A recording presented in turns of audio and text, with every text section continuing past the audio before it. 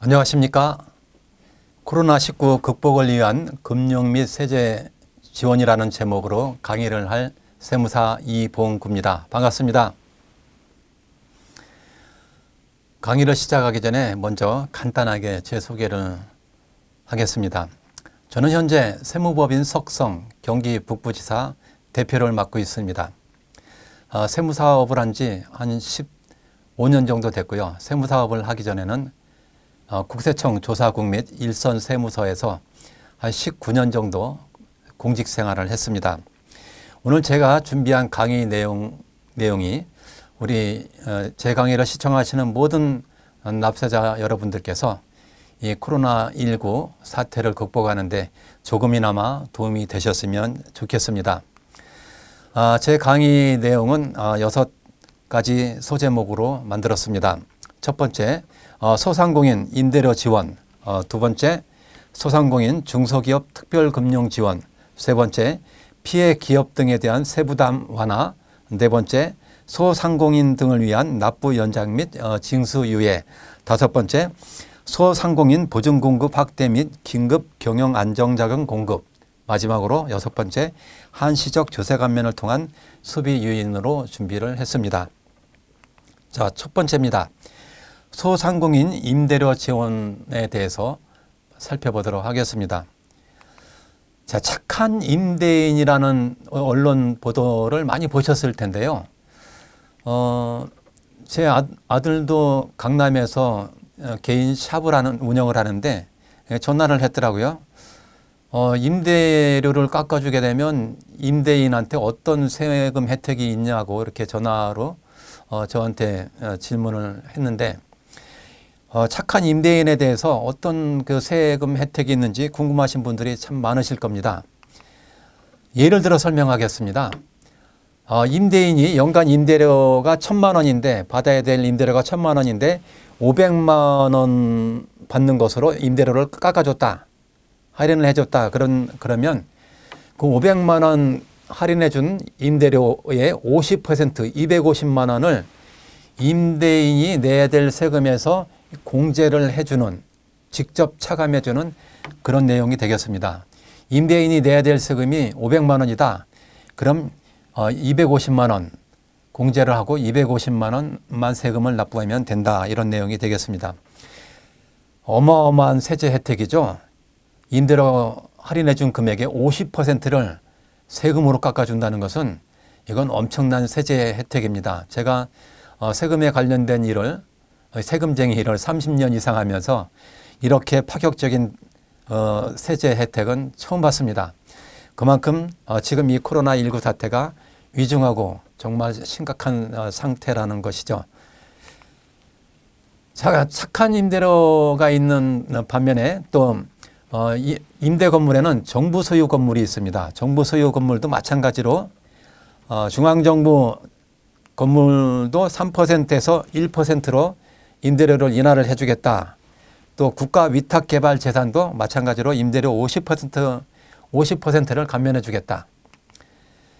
지방자치단체 건물인 경우에도 임대료율을 재산가액의 5%에서 1%까지 감면을 해주겠다.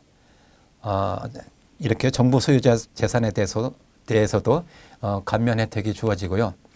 그런가 하면 공공기관 소유재산 임차인에 대한 임대료도 인하를 해주겠다 발표를 했습니다. 공공기관이 어떤 기관이 있을까요?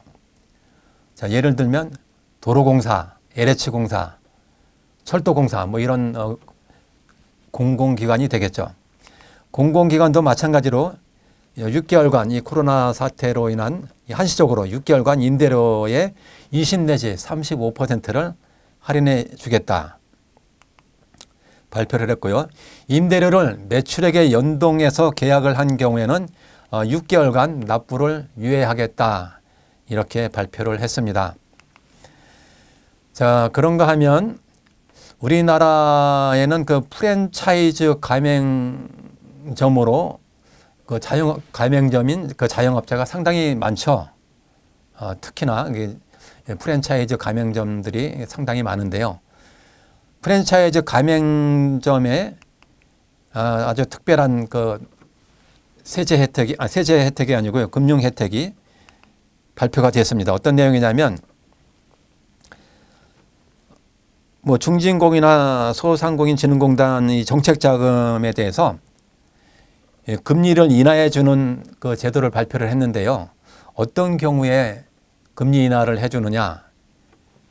자, 여기 보시면 광고 판촉비, 가맹본부하고 가맹점이 공동으로 부담하는 광고 판촉비 가맹점 부담 비율을 10% 인하하는 경우에 이런 그 금리 우대를 해주겠다. 이 가맹본부하고 가맹점주하고 공동으로 부담하는 광고비하고 판촉비가 있을 겁니다. 이거를 가맹본부가 가맹점주로부터 받는 그 광고비 판촉비를 10% 인하를 해주게 되면 금리 혜택을 주겠다. 워낙 열악한 그 조건에서 이 사업을 운영하는 프랜차이즈 가맹점주를 보호하기 위한 그런 금리 혜택이 되겠습니다. 자, 이렇게 해서 착한 임대료 부분에 대해서 말씀을 드렸고요. 두 번째입니다. 소상공인 중소기업 특별금융 지원에 대해서 설명드리겠습니다. 소상공인에 대해서 초저금리 대출 그 범위가 무려 3배 정도 확대가 됐습니다. 기업은행에 1조 2천억 원 이 초저금리 대출 그 운영자금이 무려 3조 2천억 원으로 확대가 되었습니다. 보증료도 1년간 한시적으로 신고나 기보 등의 그 보증서를 발급받으려면 보증료 비용이 발생하는데 이 신보나 기보 등의 이 보증료가 0.8%에서 0.5%로 인하가 됐습니다. 그런가 하면 소상공인진흥공단 경영안정자금 융자도 확대가 됐습니다. 2천억 원 자금 규모에서 1조 4천억 규모로 경영안정자금 융자가 확대가 됐죠. 대출금리도 2.3%에서 1.5%로 인하가 됐고요. 또 지역신보, 지역신용보증재단 이 특례보증이 10배 이상 확대가 됐습니다. 그래서 총 1조 원 자금이 공급이 됐고요. 보증료율도 20% 인하가 됐습니다. 중소기업 등의 원활한 자금 조달을 지원하기 위해서 금융 지원을 강화를 했는데요. 신용도가 낮아가지고 이 중소기업 단독으로는 회사채 발행이 어려운 경우에 PCBO 발행 규모, 프라이빗 CBO 발행에서 그 페이퍼리스 회사채가 되겠죠. 발행 규모를 확대를 했는데요. 1조 7천억 규모에서 2조 2천억 규모로 확대가 됐습니다. 그래서 개인적으로 신용도가 낮아서 회사채를 발행할 수 없는 그런 중소기업을 위해서 PCBO 발행 규모를 확대를 했다는 말씀을 드리고요. 또 만기가 도래한 PCBO 재발행 조건이 완화가 됐습니다. 기업의 상환 부담을 덜어주기 위해서 이 제도가 이제 발표가 된 것이고요. 만기 도래 시에 재발행 조건이 또 완화가 됐죠. 재발행을 하려면 PCBO 회사채를 재발행을 하려면 기초자산의 20% 이상 상환을 해야지 다시 또 재발행을 할 수가 있는데 기초자산의 10% 이상만 상환해도 다시 또 재발행할 수 있도록 만기 도래 시에 재발행할 수 있도록 요건이 완화가 됐습니다. 자, 중소기업 등의 원활한 자금 조달을 지원하기 위한 금융 지원이 강화가 됐는데요. 피해 중소기업들에 대해서 긴급 경영안정자금 융자가 20배나 확대가 됐습니다. 피해를 당한 중소기업들에 대해서 그 긴급 경영안정자금이 300억 원 규모에서 무려 6,300억 원으로 이 대출 금액을 대출 범위를 확대를 했고요. 대출 금리도 2.65%에서 2.15%로 인하를 했습니다. 그런가 하면 중소기업들이 외상거래를 하다가 손실을 보는 것을 방지하기 위해서 매출채권 보험 규모를 확대를 했습니다. 매출채권 보험 규모가 2조에서 2조 2천억 원 규모로 확대가 됐고요. 그 외상거래를 하다가 보험사고가 발생했을 경우에 그 피해를 빨리 만회를 하기 위해서 10일 이내에 보험금을 지급하는 것으로 그렇게 발표가 되었습니다. 자, 이렇게 두 번째 소상공인 중소기업 특별금융지원제도를 설명을 드렸고요. 자, 세 번째입니다. 피해 기업 등에 대한 세부담 완화 자료를 설명드리겠습니다. 연 매출액 6천만 원 이하 영세 개인 사업자들에 대해서는 앞으로 이제 간이가세자 수준으로 납세를 하겠다. 그런 발표를 했습니다. 원래 연간 매출액이 4,800만 원 이하인 경우에 간이가세자로서 이 낮은 그 부가가치세를 부담하게 되는데요. 이 간이가세자 기준 금액을 6천만 원, 오늘 어제 보도자료를 보면 8천만 원까지 이따 뒷부분에서 다시 한번 설명드리도록 하겠습니다. 또 핵심 부품 조달 비용 경감을 위해서 우리 코로나 사태로 인해서 긴급 항공운송 시에 이 부품 조달을 위해서 항공운송 시에 관세 운임을 항공운임 대신에 해상 운임으로 아주 저렴한 가격으로 항공운임 대신에 해상 운임을 적용하겠다 이렇게 발표를 했습니다. 코로나 사태로 인해서 숙박시설 등 피해를 입은 지역업체들에 대해서는 피해 상황에 따라서 재산세와 종합부동산세 등을 지방의회 의결로 감면해 주는 것으로 발표를 했습니다. 이렇게 세 번째 소상공인 중소기업을 위한 특별 세제 혜택을 설명을 드렸고요. 네 번째입니다. 소상공인 등을 위한 납부 연장 및 징수 유예인데요. 먼저 내국세 분야입니다. 우리 납세자 여러분들께서 3월달엔 법인세 신고를 하셔야 되고요. 개인 사업자인 경우에는 5월달에 소득세 신고를 하셔야 되는데 이 코로나 사태로 인해서 신고 납부 기한을 최대 9개월까지 연장해 주는 것으로 발표를 했습니다. 기왕에 고지서를 받았을 때 세무서에서 납세 고지서를 받았다. 그런 경우에도 최대 9개월까지 징수 유예를 해주는 것으로 발표를 했습니다. 또 체납 처분은 체납을 하게 되면 어떻게 되죠? 평소에 체납을 하게 되면 체납 처분 강제 집행을 하게 되죠. 압류를 하거나 재산을 공매를 하거나 체납 강제 집행을 하게 되는데 체납인 경우에도 최장 1년까지 강제 집행을 하지 않겠다 이렇게 발표를 했습니다. 지방세도 또한 마찬가지로 신고 납부 기한을 최장 1년까지 연장을 해주고요. 체납 처분의 경우에도 1년까지 체납 처분을 하지 않는 것으로 발표를 했습니다. 또한 지방자치단체장이 정하는 기간까지 지방세 세무조사를 하지 않겠다. 지방세 세무조사 걱정하지 않으셔도 되겠죠. 자, 그리고 관세 분야를 살펴보면 납부 계획서를 제출하면 납부 연장, 분할 최대 1년 내에 무담보로 지원을 하겠다. 납기 연장이나 분할 납부를 담보 없이 인정을 해주겠다. 이런 내용이 되겠습니다. 또한 피해 기업인 경우에 PL, 페이퍼리스로 전환해서 신청 당일 관세 환급이 되도록 그렇게 결정하고 지급되도록 하겠다. 관세조사 대상 업체는 피해 구제 마무리 시점까지 세무조사를 하지 않겠다. 이렇게 발표를 했습니다. 소상공인에 대해서 납부 연장 및 징수 유예를 하고 있는 내용을 설명드렸는데 참고하시면 도움이 되겠습니다. 다섯 번째입니다. 소상공인 보증공급 확대 및 긴급 긴급 경영 안정자금 공급인데요.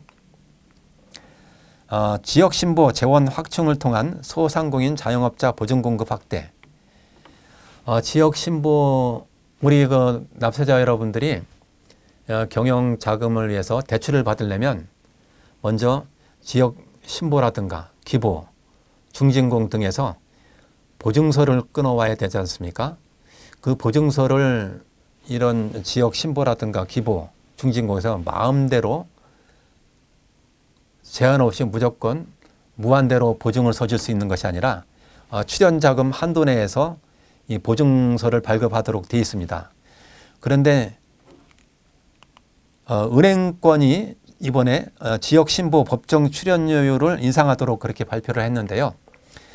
은행에서 이런 지역신보 등에 출연을 하게 되면 자본을 출연하게 되면 그 출연된 자본을 기초로 해서 승수 효과가 발생합니다. 1조 원을 출연했다. 그러면 10배나 15배까지 보증 설 수 있는 한도가 확대가 돼요. 승수 효과로 인해서.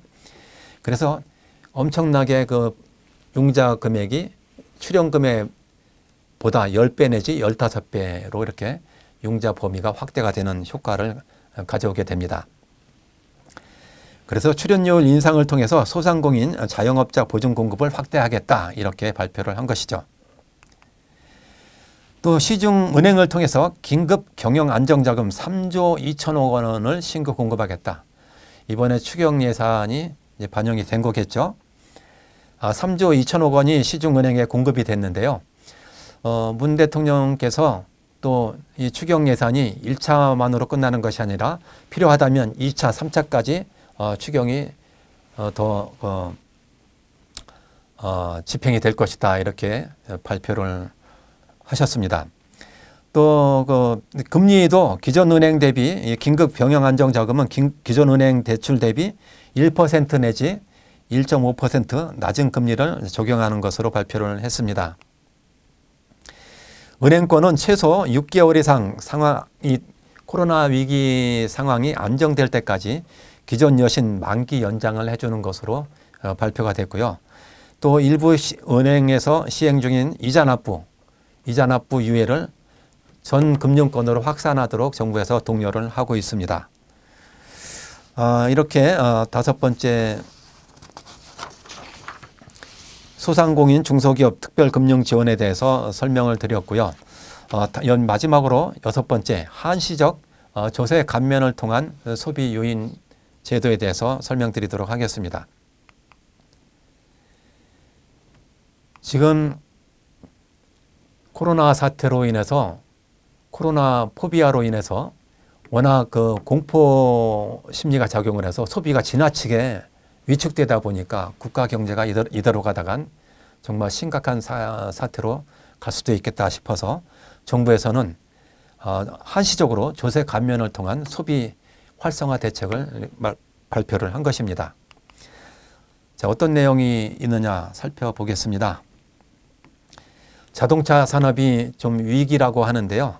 자동차 산업 보호를 위해서 모든 승용차 구입을 할 때 이 개별 소비세 70%를 인하를 하겠다. 차를 살 때 개별 소비세 70% 100만 원 한도 내에서 세금을 깎아주겠다 이렇게 발표를 했습니다. 자, 그런가 하면 신용카드 소득공제율을 2배를 해주겠다. 기존의 정책들은 이제 신용카드 사용액에 대해서 소득공제율을 축소하는 정책이었습니다.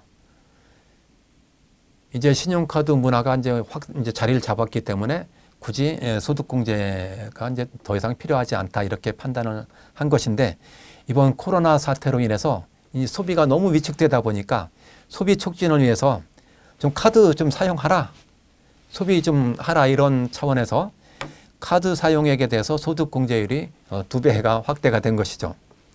자, 신용카드 경우에 15%에서 30%로 확대가 됐고요. 체크카드나 현금 영수증 경우에 이 30%에서 60%로 확대가 됐습니다. 전통시장이나 대중교통을 통한 이 카드 사용액에 대해서는 40%에서 80%로 소득공제율이 역시 2배로 확대가 되었습니다. 그런가 하면 접대비 수익금액, 접대비 그 송금 산입 한도가 또 확대가 됐습니다. 기존의 과세관청 정책은 접대비 한도액 건전한 소비 문화 확산을 위해서 접대비 한도액을 갈수록 이제 그 축소하는 정책이었는데, 이번에 코로나19 사태로 인해서 한시적으로 2020년 한시적으로 이 송금 산입 한도액을 대폭 확대를 했습니다. 그 수익 금액 대비 일정 비율만큼 사용하면 접대비로 그 비용으로 인정을 해주는데, 그 송금 산입 한도액이 0.05%만큼 매출액의 0.05%만큼 더 비용으로 인정해 주도록 그렇게 발표를 했습니다. 한마디로 소비 좀 하라, 이런 취지로 보시면 되겠습니다. 그런가 하면 외국인에 대해서 외국인이 관광호텔을 투숙하게 되면 그 부가세를 환급해 주는 제도가 2020년까지 시행되도록 되어 있었는데, 이 제도를 2022년 말까지 연장하는 것으로 발표가 되었습니다. 그리고 가정 양립 추세에 맞추어서 일자리, 휴가, 문화, 관광, 출산 쿠폰 제도를 도입을 했습니다. 정부에서 소비 촉진을 위해서 이 쿠폰 제도를 도입을 했는데요. 예를 들어서 일자리 쿠폰의 경우에 어떤 내용이냐면 60세 이상 그 어르신들이 공공 근무를 해서 공익 근무를 하고 받을 임금이 50만 원이다. 현금으로 받으면 50만 원인데 쿠폰으로 받으면 그 인센티브가 있습니다. 20%를 더 지급합니다. 10만 원 더 지급해서 20%인 10만 원을 더 지급해서 60만 원을 쿠폰으로 지급하는 거죠.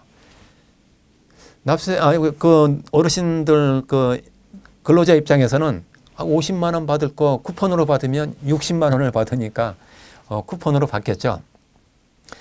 그러면 쿠폰을 받아서 이제 그 소비를 하게 되겠죠. 소비를 많이 하라, 이런 취지에서 이 정부에서 이 5가지 쿠폰 제도를 도입을 한 것이죠. 휴가 쿠폰도 있는데요. 어떤 내용이냐면 근로자가 20만 원을 부담하면 사용자, 기업주가 10만 원 부담하고 또 정부에서 또 10만 원 부담해서 40만 원짜리 쿠폰을 근로자한테 지급하는 거죠. 그래서 그 쿠폰을 가지고 소비를 하라, 이런 취지가 되겠습니다. 근로자들이야 자기가 20만 원 냈는데 40만 원짜리 쿠폰을 받아서 소비를 하니까 가능하면 같은 값이면 이 쿠폰으로 받으려고 하겠죠. 쿠폰을 받으려고 하겠죠.